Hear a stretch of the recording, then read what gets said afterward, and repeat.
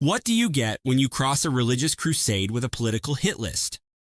Welcome to Project Esther, brought to you by the same architects behind Project 2025 and now shaping real policy under President Trump. Project Esther, unveiled in October 2024 by the Heritage Foundation, claims to be a campaign to combat antisemitism in the United States. On the surface, that sounds like a noble goal. But dig a little deeper, and you'll find it's less about fighting hate and more about political targeting.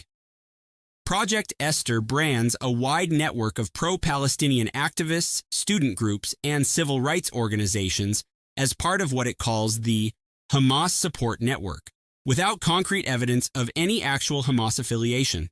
The goal: use government power to revoke visas, deport non-citizen activists, and cut funding to organizations that criticize U.S. support for Israel or advocate for Palestinian rights.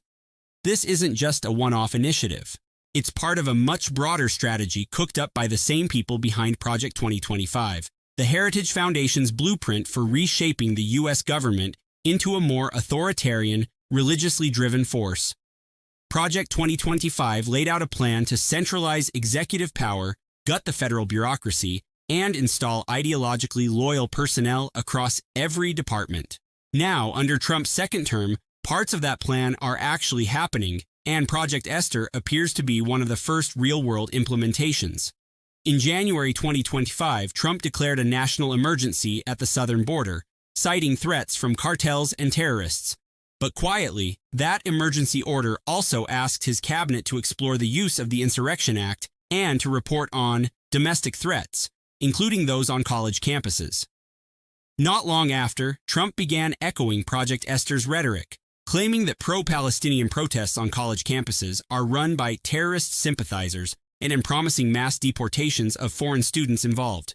While the Insurrection Act hasn't been invoked yet, the playbook is clear: smear dissent as terrorism, use executive power to silence it, turn public institutions into battlegrounds for political loyalty. Critics from across the political spectrum warn that Project Esther is less about protecting Jewish Americans and more about criminalizing speech and activism, particularly activism that challenges U.S. foreign policy or criticizes Israel's actions in Gaza.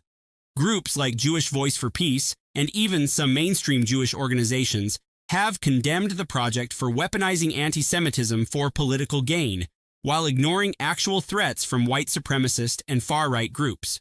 And here's the irony: while targeting left-leaning protests, Project Esther has said little about the rise in anti-Semitic conspiracy theories and hate crimes from the far right. Project Esther is a test case. It shows how a think tank blueprint, developed outside of government, can become official policy under the right administration. It's not just about students or protests. It's about how power is used and misused. It's about how a strategy of fear and suppression, first imagined in think tank boardrooms, is now being rolled out on real people.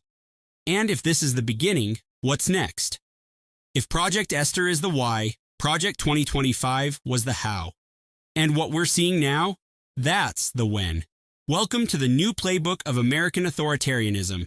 Like and subscribe as I try to needle our way through the chaos.